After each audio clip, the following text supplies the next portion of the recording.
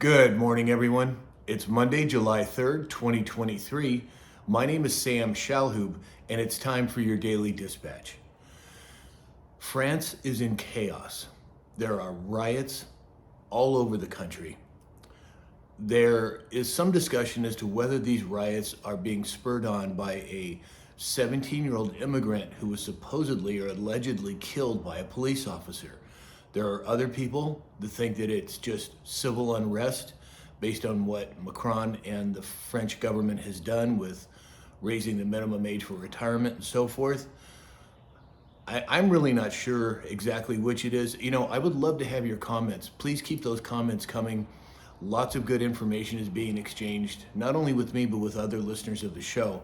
So I'd love to hear your reports. Now, I have a personal theory that may or may not be true, but I understand that there could be weapons that were sent to Ukraine are being discovered in France. If that is the case, what does that mean? There is some shenanigans going on between the US, NATO, and France.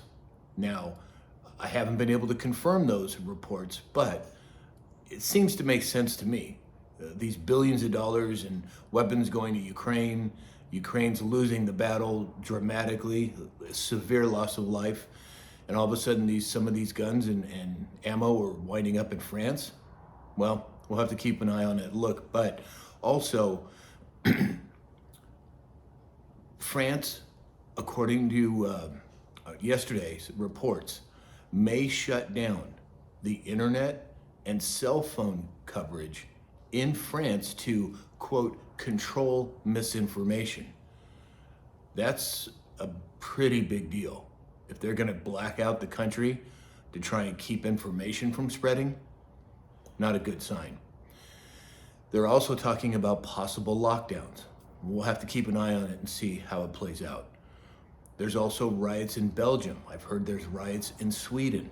I can't confirm those two, but it looks like that's the case. Now, Washington is sending more personnel to the Philippines.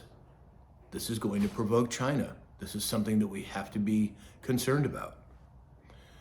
There is more military movement in Kerrville, Texas, and here in Southern California. Not exactly sure what it means at this point, but there's a lot of chatter about what could be coming. There's another train derailment in Janesville, Wisconsin. No details on whether there was hazardous material or not, but another train derailment. And then finally, according to Zero Hedge, they did an interview with retired Colonel Douglas McGregor, and he had some pretty bleak things to say. Well, bleak in one respect, positive in others, depending upon your perspective. He does not think that we'll get to the 2024 elections. He thinks things are going to implode in Washington before then, primarily because of the economic financial situation, the level of violence in our cities, and the Ukraine debacle.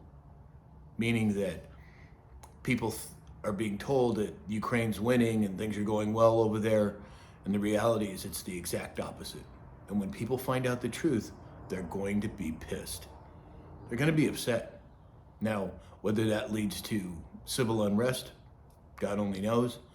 But you combine all these things together with what's going on in France, what's happening here, military disbursements, something's up. Can't be sure what it is yet, but I'll keep an eye on it and let you know how things play out. So in the meantime, please support this channel by going to mypillow.com. You can support this channel, you can get some great products, and they don't just have pillows anymore. Go to mypillow.com, enter in the discount code SAM, my name, and receive up to 80% off of all of your product purchases.